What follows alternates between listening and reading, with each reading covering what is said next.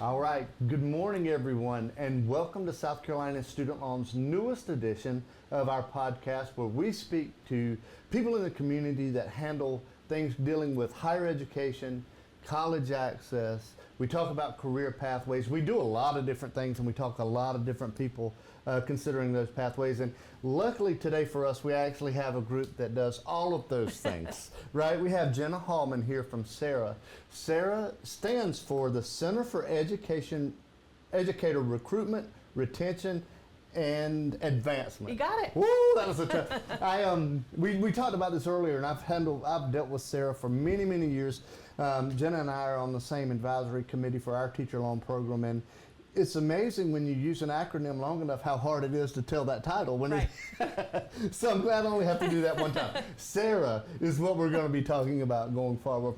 So first of all, Jenna, thank you so much for joining us. We do appreciate it. Glad to be here. Thank you for the invitation. Absolutely. And we have tons of stuff to go through on different programs that CERRA offers and different things that you guys are doing as far as teacher recruitment and advancing those teachers. But before we get involved in that, I think it's probably appropriate for us to know who you are. Like, where did you come from? What did you do?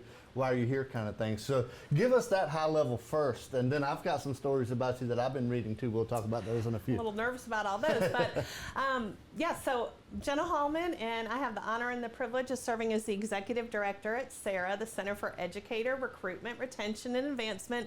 Yes, that's the reason we need the acronym. We've done that twice, and she's been better at it both times, by the way. I might have a little bit more practice. That's right. And I was a classroom teacher. I taught in Anderson School District 5 for most of my classroom career. Absolutely loved it. Second grade, science specialist. Had the best job in the world. I was a science specialist at an arts magnet school. So nothing gets better than that. That sounds fun. Well, I'll tell you, I've had the opportunity to hang out with you a few times now. Like I mentioned, she handles our advisory committee, and you do a wonderful job where you are. Thank you. I'm sure you are an amazing teacher as well. But now that you're at CERRA, it's such an important program and organization that you work with. We'll get into those detailed programs here shortly, but just as a high level, what is CERRA about? What does that association do? Sure. So we are a statewide organization, meaning we work with all the school districts in the state, all the colleges and universities that have teacher preparation, and all these groups that are sort of out here on the periphery that are supporting that work. So teacher loan, working with other programs across the state. So we're really excited about that, and to have that opportunity to build these connections to help bring high quality, energetic, excited teachers into classrooms in South Carolina. It's so important. We've had a couple of new initiatives here at South Carolina Student Loan that deals specifically with career pathways and creating better outcomes, less debt. Our bold attitude and opportunities for those career paths. Right. None of them any more important than teaching, right? We've got to make sure that we're getting quality teachers in there so that we're getting quality students and those getting through whatever their path has been chosen. So we're very excited about what you guys do. And Jenna mentions one of the things that I believe is so important to CERRA and what you guys do for us specifically is as part of that advisory committee, you also handle some of the things that we talk to the state about in terms of how our teacher loan program is working, what's the successes of it, what's the things that we need to continue to work on. And as I'm looking through those things to make sure that we're doing it the right way, I often use CERRA as a point of reference for a lot of data. You guys have an enormous amount of it when it comes to teachers. So I was mentioning to Jenna, I think everybody would be benefited by hanging out on their website, just taking a look at some of the things that I think when you look at some of the data with teachers, you can see why it's so important, where some of those shortfalls are in our state, and how important it is for us to work through some of those. So that being said, you guys have multiple programs that you're dealing with. You touched on a high level of some of them, but let's be very specific. You guys, when we mentioned before, you have a middle school effort, a high school effort, a college effort, those kinds of things, and many more of those. But you have something that's very specific to middle school, and that's your pro team aspect of it. Give us a little information about what that looks like. Yeah, so Pro Team is the first on our continuum of services, starting at the middle school level. And what I really love about Pro Team is that it's for everybody. It's for anyone, because all of our middle school students are going through the IGP process. They're working with their school counselors.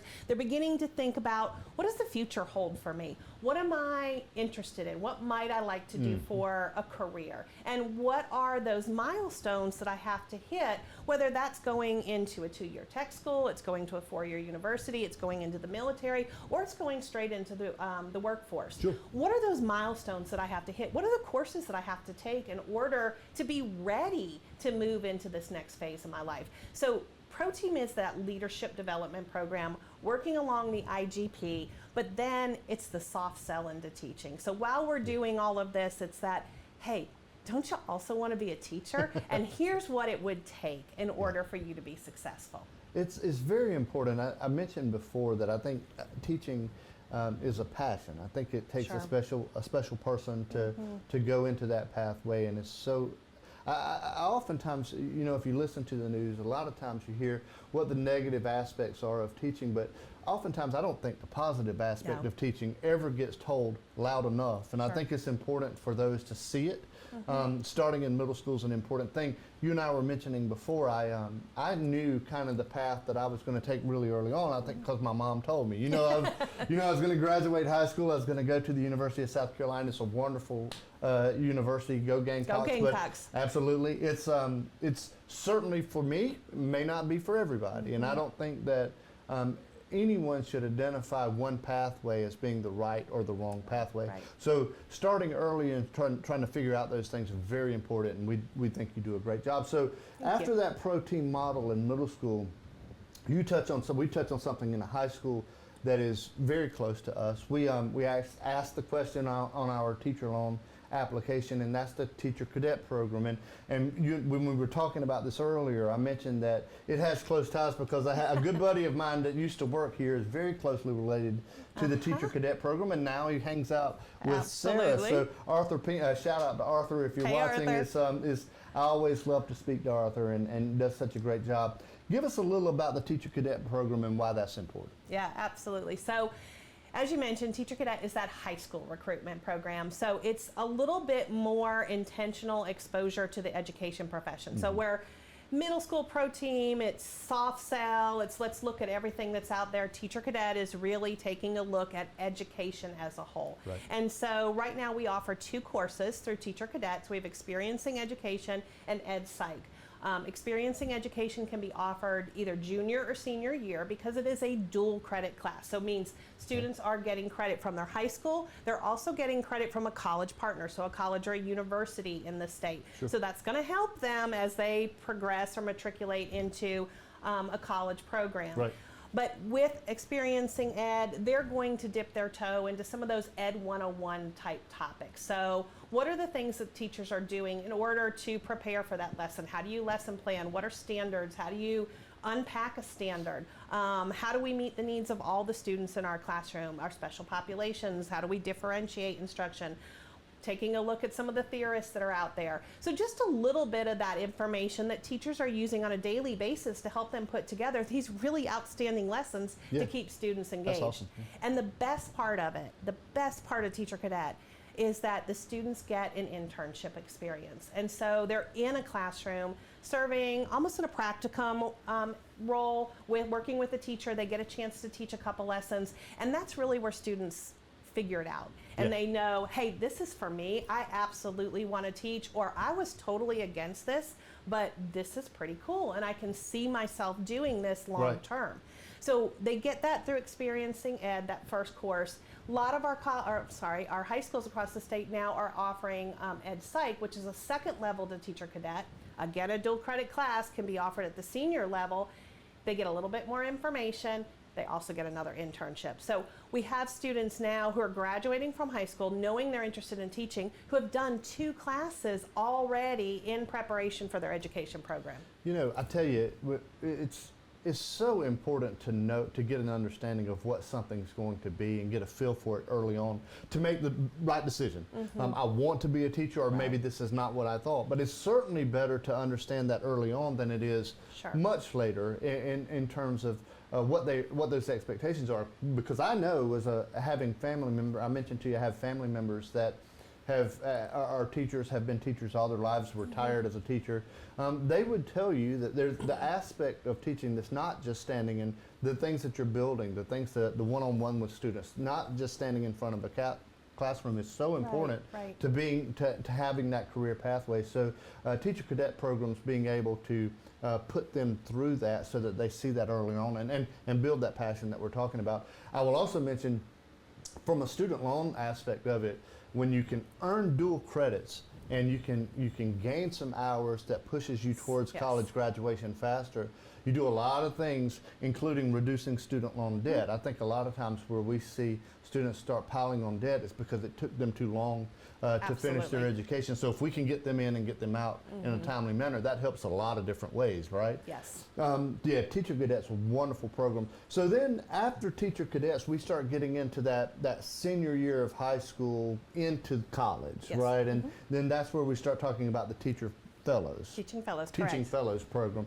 Give us some of that. There's institutions, what's the application process, those kinds of things for Teaching Fellows, because this is another way that we can help reduce debt in South Carolina as well, right? Absolutely. So Teaching Fellows is our collegiate recruitment program, and it begins, as you mentioned, at the high school level. So students have to apply while they are a high school senior or if they're a junior graduating early, because we do have some students out there who have really racked up the courses during high school and are graduating early.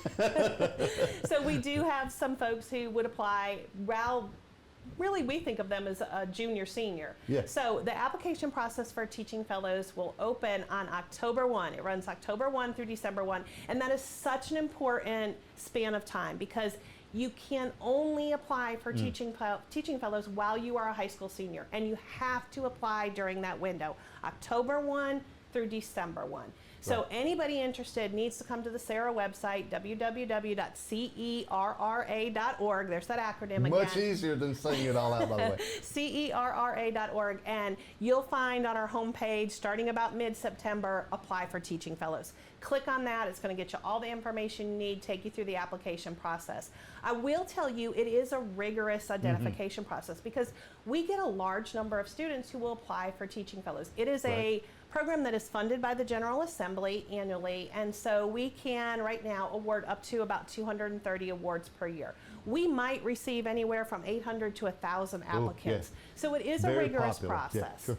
You begin with the application, come straight to the CERRA website, start there. We're going to collect a little bit of information just about the individual so we can get in touch with them when we have questions and let them know that, hey, you've been named a teaching fellow. Answer that phone call, by the way, when you get it. That email, you should open that email, right? Please open that email.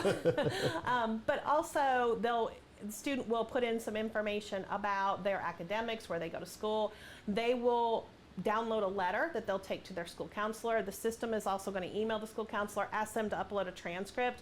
We do look at some scholastic achievement. We're looking at GPA, and we're also looking at class rank. So we actually look at how the state handles like life and hope, and we pull from some of their rules and how some of their procedures for the identification of fellows. So we're gonna try to give students as many points as we possibly can, so we ask for a good bit of information.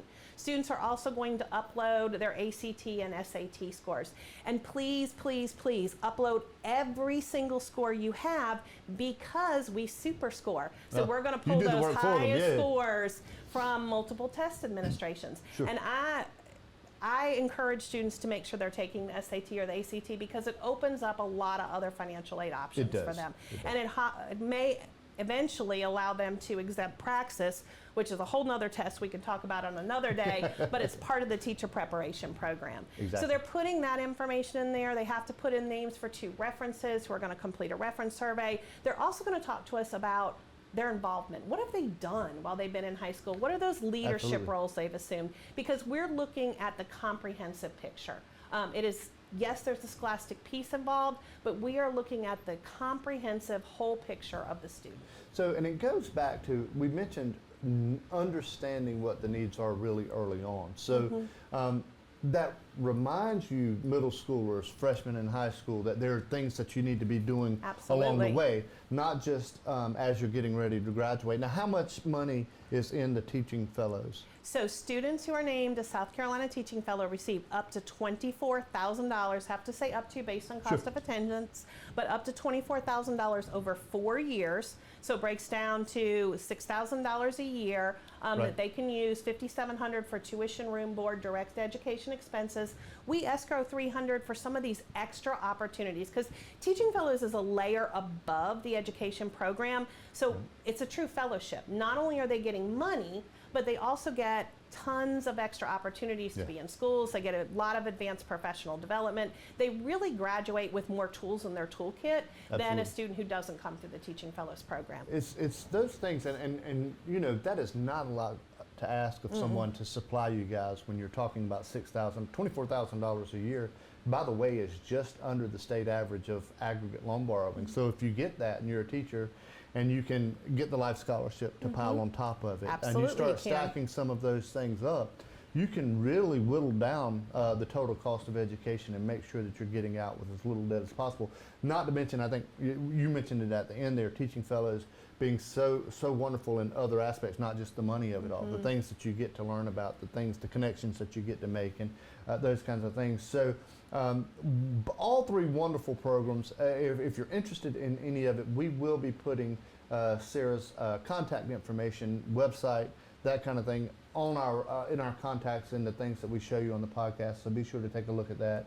And then, do they reapply annually for that Teaching Fellows, or is it something once they have it, as long as they maintain some specific criteria, As long as they can they're receive it? maintaining the criteria for the program, Yep. so that GPA, they're going to their meetings, they're meeting their service hours requirements, then they do not have to reapply. All that is taken care of at the college level. Their campus director is going to help them with that. I would be remiss if I didn't say that Teaching Fellows is a forgivable loan, so students are required to teach in a South Carolina public school or serve as a school media counselor, a media specialist, or a school counselor.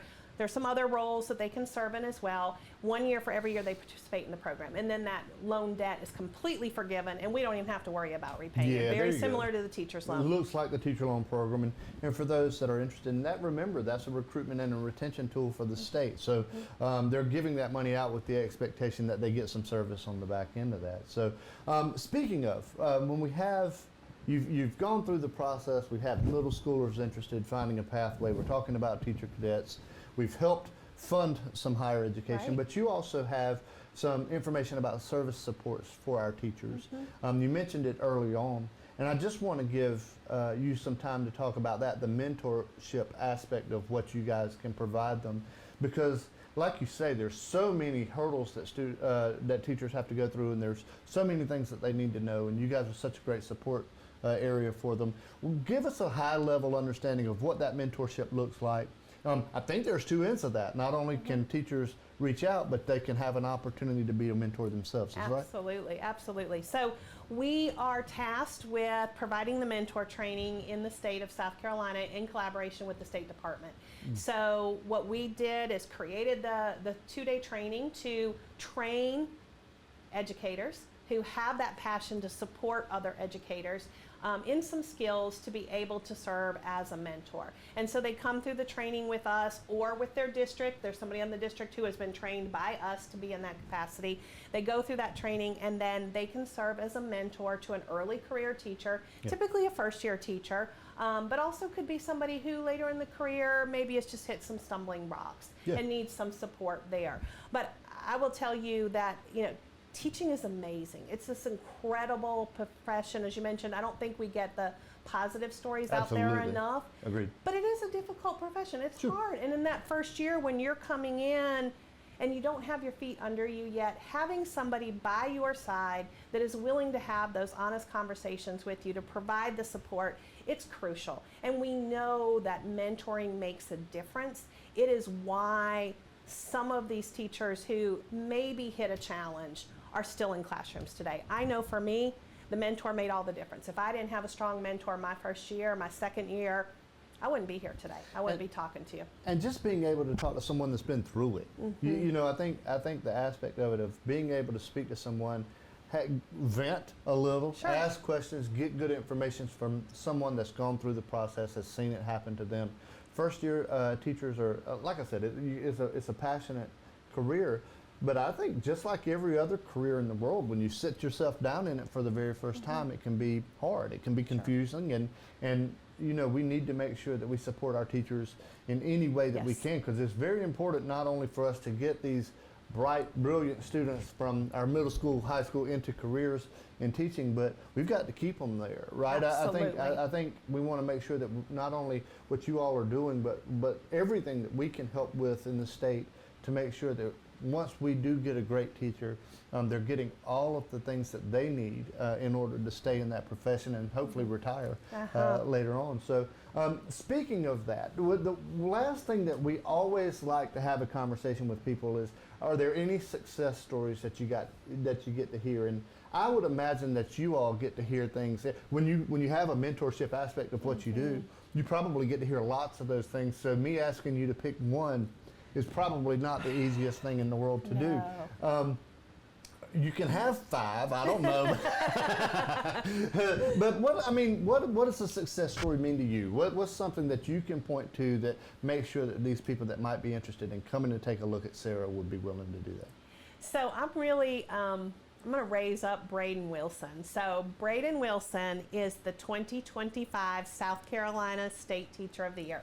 She was actually named last spring at the Governor's Mansion, and so she's serving in that role 24-25 year academic year 24-25, but we call her the 25 South Carolina State Teacher of the Year. She's driving around in that BMW. She gets the Thanks car. to I'm getting this BMW for providing that BMW. If you didn't want to be a teacher before, right? No, BMW. They do take it back, but it's a lot of fun in that 1 year.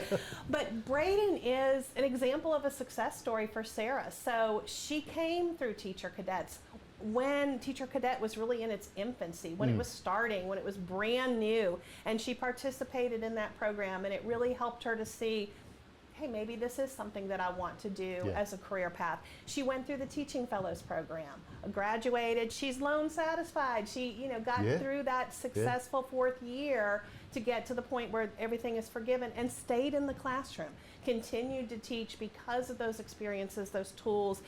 Served as a mentor, has been through mentor training, helped other early career teachers, and now she's out and about and she's talking to Teacher Cadets and Teaching Fellows and pro team students and other professionals just all across the state about her experiences and why this is such an amazing profession. So that's a great success story. How long have they been giving that BMW out? How far back does it go? Does it go back to 2008? Yes, it goes back to 2008 and before, a little bit before that. A little before that. So I have to ask about the 2008-2009 South Carolina Teacher of the Year for a reason, right? Because she was not the only person that we've been talking about that got to hang out in a BMW for a year. That's true. Right? That's true. And that's why I know they take it back.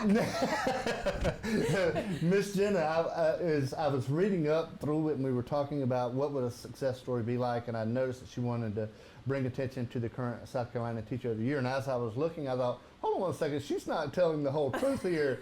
A little blurb on CERRA's website mentioned that you were the South Carolina Teacher of the Year in 2008 and 2009. So I will go back and say congratulations on that, because I think, it's obviously a testament to the wonderful work you did as a teacher. But I will tell you, you've done a great job at CERRA, and the partnership that we've been able to have with you.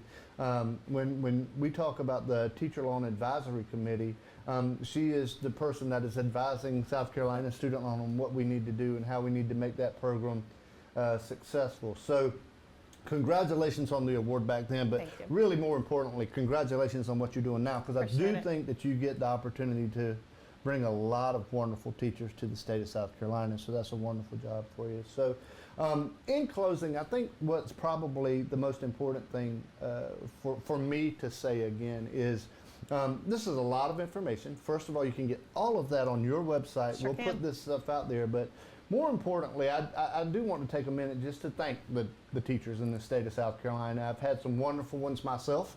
I think most of us can go back in time and look at somebody that truly impacted their lives in a positive way, and for many of us, that was a teacher. So that profession is so important to us to make sure that we're successful in every other thing that we do. Being a good citizen, being a good person.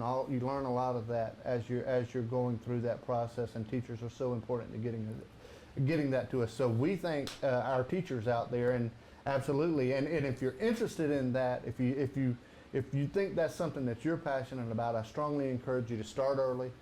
Get involved in that pro team aspect in middle school. Start working your way through that. I would advise them to do that anyway, right? If they find they get involved in those kind of things, it kind of guides what those paths are for you. So, Jenna, as always, thank you so much for your time. I appreciate you hanging out with us. Check out their website and learn more about CERRA. Thank you so much. Thank you.